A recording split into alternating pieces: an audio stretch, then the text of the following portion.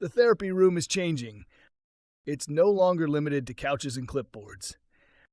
Now it includes screens, apps, smart journals, and even artificial intelligence.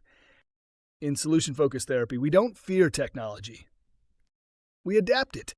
We use it, not to replace the human relationship, but to enhance reflection, collaboration, and accessibility.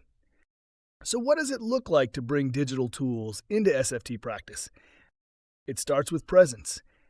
Whether in person or online, our goal stays the same: help clients move toward what works. And now technology can support that process in powerful ways. Let's begin with the basics. Teletherapy platforms are already a mainstay, but in SFT we go further by using built-in features for engagement. We might use the chat to capture key phrases from a client story.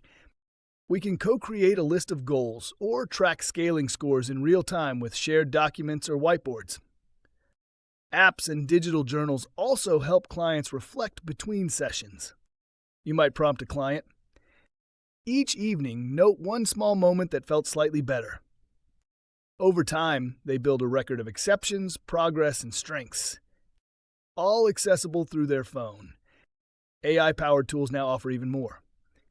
Language analysis that tracks shifts in tone.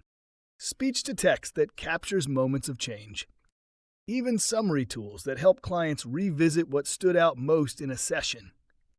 The key is using these tools with consent, transparency, and purpose. Technology should amplify insight, not overwhelm it. You can even explore AI coaching bots as practice companions.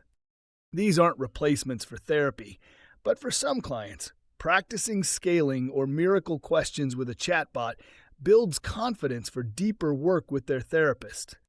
Some therapists also use automated feedback tools where clients rate progress or session usefulness.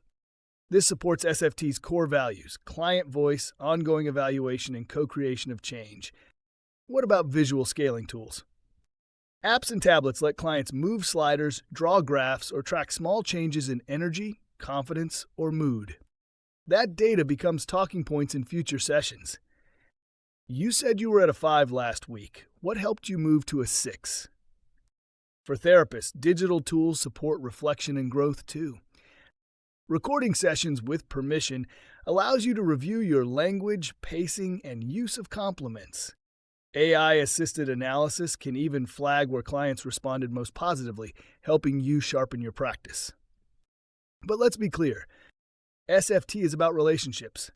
Technology supports the process, but you are the process.